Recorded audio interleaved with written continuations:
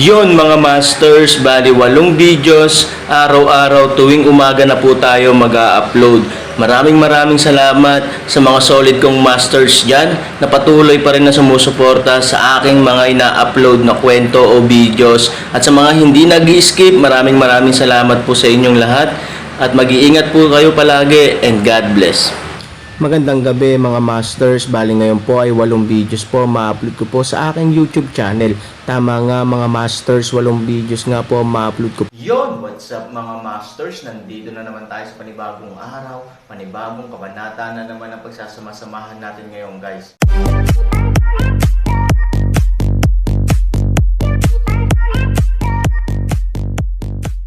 Bali mga masters, kung bago ka pa lang po sa aking YouTube channel, please click the subscribe button, lalong-lalo na po yung notification bell guys, para maging connected pa rin tayo sa isa't isa at maging updated kayo sa mga susunod ko pang video.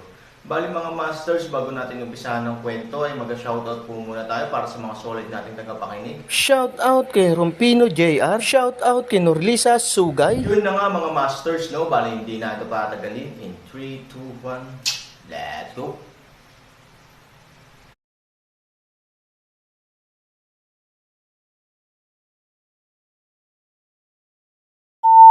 Malinaw na siya ang kanilang nasa ibaba ng agos, ngunit ngayon, siya ay mas mataas sa kanila. Sorry, Aaron, you. Please spare us. Maliit na sunspot gilid matigas kawtaw, habang sabik na humingi ng awa paraan, noo dahil sa patuloy na epekto, sa oras na ito ay isang pula. Tumingin si Huyan kay Ye Gotcheng. Sa oras na ito, siya ay gumalaw at lumipad ng diretso. Idinikit niya ang lalamunan ni Zizuzi sa isang kamay at ang lalamunan ni Xiao Sunspot sa kabilang kamay, kayong dalawa, damn it. Maaari mo ba siyang insultuhan? Nang bumagsak ang boses, nag-effort siya sa kanyang kamay. Nakikinig pa lang sa tunog ng card, nabasag niya ang kanyang lalamunan at iminulat ang kanyang mga mata. Siya ay ayaw at natatakot na maging malambot sa mga kamay ni Huyan. Pagkatapos, lumingon si Huyan Meng, tumingin kay Aaron, yumuko at sinabing, pinatay ko na ang 2 taong nag-frame sa iyo. Sa katunayan, wala itong kinalaman kay Gotcheng. Siya, sabi ko ba papatayin ba sila? Hindi nasisiyahan ang Aaron. Bagamat kontrabida sina Zizuzi at Xiao Haizi, walang ideya si Han Sanchen na patayin sila. Kung tutusin, sa mata ni Han Sanchen, 2 lang silang nunal. Talagang hindi siya interesadong pumatay ng 2 mahihina, kahit na na-frame nila ang kanilang sarili. Bakit ang matatayog na puno ay nagmamalasakit sa mga lantang damo? Ang kailangan lang nilang gawin ay magsabi ng totoo. Natigilan at nagulat si Huyan. Ang pagpatay sa kanilang 2 ay para maiwasan silang makapinsala sa iba. Damn it, gumawa ng ilang hakbang si Ye Gotcheng. Isang sampal sa mukha, biglang mabigat na pamaypay sa mukha ni Huyan, ang galit na boses ay sumigaw, narito kung kailan ka magpapasya. Dahil sinampal ni Ye Gotcheng, bakas sa mukha ni Huyan ang kalungkutan. Pagkatapos ng lahat, si Ye Gotcheng ay ang kanyang nakababatang henerasyon. Paano siya makakaharap sa harap ng lahat? Gayunpaman, hindi siya nang ahas na magkamali. Ibinaba niya ang kanyang ulo at tumingin sa Aaron, I'm sorry. Tinitingnan din ni Ye Gotcheng ang Aaron. Bagamat labis siyang nagalit na ang orihinal na basura ay higit na mataas sa harap niya ngayon, kailangan niyang yumuko sa katotohanan. Aaron, si Huyan ay talagang biglaan, ngunit hindi niya kayang panindigan ang 2 ito, mga kontrabida na sinisiraan ako, kaya siya ay impulsive humihingi ako ng tawad sa kanya. Iyon lang ba ang dapat ihingi ng tawad? Ngumiti si Han Sanchen. Biglang napahiya si Ye Gotcheng, ang usapin ng Zizuzi at Xiao Sunspot ay walang kinalaman sa akin. You know best whether it's related or not. My account with you will be settled sooner or later. Pero hindi ako interesado ngayon. With that, Aaron turned and left. Napabuntong hininga si Ye Gotcheng sa kanyang puso. Ngayon ang hukbo ng Yaoshen Pavilion ay nakikipaglaban sa pamilyang Fuya. Kung gusto ni Aaron na makipag-ayos sa kanya, hindi siya makakalaban. Kung ito ay sa hinaharap, pagkatapos ay hindi siya matatakot. Sa oras na ito, tumakbo si Chen Shuang sa Aaron na may luha sa kanyang mga mata, at bumulong-bulong na tumingin kay Aaron. Pagkatapos, habang nakayuko ang kanyang mga tuhod, siya ay malapit ng lumuhad. Mabilis ang mga mata at kamay ni Aaron. Mabilis niyang hinawakan si Chen Shuang at sumimangot, anong ginagawa mo? Aaron, alam kong ikinalulungkot ka ng nihilism, at hindi sila kwalipikadong humingi ng tulong sa iyo. Pagkatapos ay hayaan mo akong magmakaawa sa iyo, hindi ba? Umiiyak si Chen Shuang ng peras na may kasamang ulan, malungkot na walang katulad na nakatingin kay Aaron, bagaman ang katawan ay Aaron tulong, ngunit sinusubukan pa ring lumuhad sa lupa. Sa puso ni Aaron, palagi siyang inaalagaan at pinagkakatiwalaan ni Chen Shuang. Kahit na ang lahat ng nihilist ay nakikitungo sa kanya, matatag pa rin itong nakatayo sa harap niya at pinoprotektahan ang sarili. Siya ang nakatatandang kapatid na Marshall sa kanyang puso magpakailanman. Paano nakaluhod ang nakababatang Marshall Brother Bear? Elder Marshall Sister, bakit mo ginagawa ito? Nararapat ba sila sa iyong awa? Aaron ang nakakita ng Chain Frost kaya, sa puso ay hindi rin maiwasan ang kalungkutan, lumingon sa likod, itinuro si Sanyong at iba pa, dahil naniwala ka inosente ako, paano ka tinatrato ng mga taong ito? Itinuring kanila bilang isang baliw na nakulong sa pag-ibig, malapit sa demensya, binubura ang iyong katayuan at binabaliwala ang iyong mga pagsisikap. Karapat-dapat ba sila sa iyong tulong? Kahit na sabihin mo na mahal mo ang iyong ina, kung paano tumayo sa iyong posisyon, intindihin ka, naniniwala ka.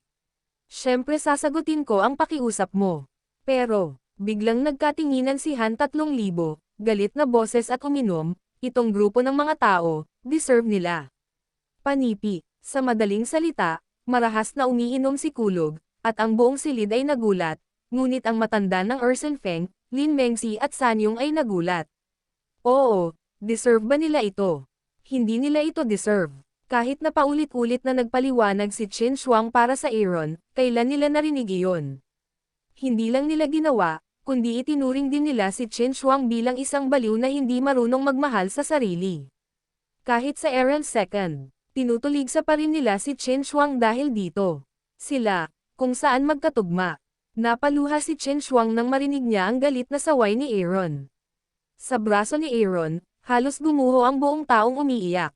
Taon ng mga karaingen, pati na rin ang pagtitiwala sa Aaron, ngayon ay bumalik na sa kanya ang Aaron, at sinisigawan siya ng galit, na nagpapahirap sa kanya na pagtakpan ang atraso sa kanyang puso sa loob ng maraming taon, at lahat ng ito ay sumabog, out sa oras na ito. Aaron galit na mga mata, sa oras na ito ay hindi rin mula sa luha light point, hindi siya nasisiyahan kay Chen Shuang, ngunit nalulungkot din para sa kanyang sarili. Ang lahat ng kawalang katarungang dinanas ni Chen Shuang ay hindi ang dinanas ng Aaron. Ang mga taong makasarili na ito ay laging mukhang nasa tuktok ng mundo. Tinitingnan nila ang sinuman at anumang bagay ng may pagmamalaki at pagtatangi, paghamak at pagiging subjectivity. Ang tama at mali sa mundo, sa kanilang mga mata, ay talagang nasa pagitan lamang ng pag-iisip. Oo, hindi talaga tayo karapat-dapat. Mariing tumanggaw si Sanyong, bilang pinuno, hindi ko alam ang tama at mali. Bilang isang matanda, ako ay matigas ang ulo. Hindi ako karapat-dapat sa kabutihan sa publiko at pribadong gawain. 3,000, isa lamang ang aking hiling. Pakiusap, alagaan mong mabuti si Chen Shuang. Palagi siyang naniniwala sa iyo at sinusuportahan ka. Hindi siya nagkakamali. Para sa amin, tulad ng sinabi mo, dapat kaming managot sa aming mga aksyon. Panipi, madiinding tumanggo si Lin Mengzi, si Chen Shuang ay isang simpleng kalikasan lang siya naniniwala sa iyo sa kanyang mga mata. Dahil doon, nagkatinginan sina Lin Mengzi at Sanyong at nagdesisyon. Hindi, biglang itinaas ni Chen Shuang ang kanyang ulo at tumingin kay Aaron na may luha sa kanyang mga mata. Aaron, nagmamakaawa ako sa iyo, okay. Talaga, nagmamakaawa ako sa iyo, hanggat kaya mo, maaari mong hayaan akong maging isang baka o isang kabayo. Ikaw, sa pagtingin kay Chen Shuang, ang Aaron ay napakalungkot din. Aaron, malungkot na sigaw ni Chen Shuang. Namanhid talaga si Han Sanchen. Ang mga taong ito ng nihilismo ay hindi karapat-dapat sa kanyang awa. Binigyan niya sila ng napakaraming pagkakataon, ngunit hindi lamang sila pinapahalagahan ng mga taong ito, ngunit pinalala pa rin sila. Sa makatuwid, ayon sa karakter ni Aaron, ang mga taong ito ay hindi kwalipikado para sa mga bagong pagkakataon. Pero ang problema, ayaw niya talagang makitang umiiyak si Chen Shuang ng sobrang lungkot. Minsan, Ang Aaron ay isang maikling bantay, hindi banggitin sina Ivory at Han Nayan, maging ang mga itinuturing niyang kamag-anak at kaibigan. Okay, pero ako pa rin ang humiling sa akin na makialam sa nihilism, ngunit dapat ibigay ito sa akin ni Lin Mengzi. Malamig na sabi ni Aaron. Yun lang ang bottom line niya. Pwede ba kitang tanungin kung bakit gusto mong ibigay natin? Nanay ko. Tumanggo si Chen Shuang at pansamantalang nagtanong. Dahil kay Zuying. Ang malamig na paraan ng Aaron. Huling-hiling ni Master. Dahil isinakripisyo niya ang kanyang buhay para iligtas ang sarili, bilang isang apprentice, natural na gusto niyang tulungan siyang maisakatuparan ang gusto niyang matupad. Sa tingin ko hindi mo makakalimutan ang Xian Cave. Aaron tumingin sa likod, malamig sa sukdulan. Nang marinig ang Zuying at Xian Cave, natigilan si Lin Mengzi at tumawa ng mapait. Paano niya nakalimutan? Originally, ikaw ay para kay Zuying, kaya hinayaan mo akong ibigay sa akin ang nihilist. Mapait na ngumiti si Lin Mengzi. Nang kinubkob ako ng mga nihilist ninyo at ang buhay ko ay nakabitin sa linya, iniligtas niya ako sa kanyang buhay. Tinuruan din niya ako ng kung fu, sa publiko at sa pribado. Ako ay isang guro sa isang araw at isang ama para sa lahat, ang buhay ko. Kaya gusto kong matupad ang huling hiling niya. Malamig na sabi ni Aaron. Tumanggo si Lin Mengzi, hindi nakakagulat na makakalabas ka ng ligtas sa kuweba ng Xian. Sa hindi inaasahang pagkakataon, ililigtas niya ang iyong buhay sa kanyang buhay. Tama ka, dahil ibinigay niya ang kanyang buhay sa iyo, natural na sa iyo na ipaghiganti siya. Sinabi ni Lin Mengzi, hindi na tumanggi, dahan-daang pumunta sa Aaron sa kanyang harapan, at pagkatapos, iniabot ang kanyang espada sa kamay ni Aaron bahagyang ipinikit ang kanyang mga mata, halika. Nakaawang tumingin, si Chen Shuang kay Aaron. Bagamat alam niyang sobra-sobra na para sa kanya na tanungin muli si Aaron, hindi niya kayang panoorin ang kanyang ina na mamatay sa harap niya. Dahil kayang ipagpalit ni Zuying ang kanyang buhay para sa iyo, maaari ko bang ipagpalit ang aking buhay para sa kanya? Mahinang tanong ni Chen Shuang. Hindi pwede. Ang Aaron ay determinado. Frost, huwag kang magpakatanga. Malamig na tiningnan ni Lin Mengzi si Chen Shuang, ito ang usapin ng ating nakaraang henerasyon, at wala itong kinalaman sa iyo. Dahil doon, ipinikit ni Lin Mengzi ang kanyang mga mata at itinaas ang kanyang leeg. Mabuti. Hinawakan ni Hansani ang espada sa kanyang kamay, pagkatapos ay gamitin ang iyong dugo upang isakripisyo ang espiritu ng aking Panginoon sa langit. Sa sandaling bumagsak ang mga salita, direktang sinaksak ng espada ni Aaron ang lalamunan ni Lin Mengzi. Stop it. Poof. From the sword to seal the throat, 4 streams of blood. Gayunpaman, nang lumingon si Aaron, hindi nagulat ang buong tao. Dugo sa espada. Ang dugo sa lupa ay bumulwak at nagkalat.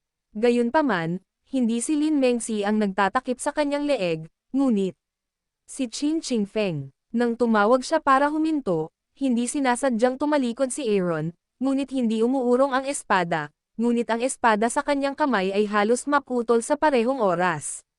Master, tandang pananong panipi, ang bilis ay masyadong mabilis, halos sa isang iglap. Kahit na para sa Aaron, ang bilis ng Qin Qingfeng ay hindi inaasahan, kaya hindi ito nakikita ng Aaron. Pero itong lalaking ito, di ba malapit na siya sa walang kwentang tao? Tinatakpan ni Qin Qingfeng ang sugat ng kanyang lalamunan gamit ang kanyang mga kamay, ngunit ang dugo ay umaagos palabas sa kanyang mga daliri. Mabilis na tumulo ang dalawang kamay niya ng dugo. Mabilis siyang naglabas ng ngiti at sinabi kay Aaron, Aaron, hindi mo ari ang tingin ni Aaron sa kanya, siya. Gusto lang niyang maghiganti para kay Zuying, ayaw niyang makasakit ng kahit sino, at hindi niya akalain na biglang susulpat si Qin Qingfeng, Hoy, mabilis ba ako? Matanda na ako para kumain. Tila naramdaman ni Qin Qingfeng ang pagkabigla at pagkalungkot ni Aaron, at ngumiti siya kay Aaron. Sa pagtingin sa sitwasyon ni Qin Qingfeng, natarante si Chen Shuang, at natigilan si Lin Mengzi, bakit ka? Bakit ka nandito? Aaron nakasimangot na tanong, nung narinig ko na may nangyari sa nihilism, bumabalik ako. Pero matanda na ako at walang kwenta. Halos hindi na kita maabyutan. Malungkot na ngumiti si Qin Qingfeng, pero ikaw. Pero bakit ka nakatayo sa harapan niya? Hindi naiintindihan ni Han ang 3,000 at umuungal na galit, galit siya sa sarili niya. Bang! Ang espada ay itinapon sa lupa ni Aaron. Si Aaron ay napakamot sa ulo. Puno ng pagsisisi at pagsisisi ang kanyang mga mata.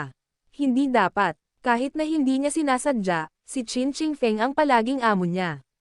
Ano ang pagkakaiba niya sa pagpatay sa kanyang amo? 3,000, kunin mo ang espada. Mapait na ngumiti si Qin Qingfeng, ngunit mahina ang kanyang katawan dahil hindi niya ito kayang suportahan.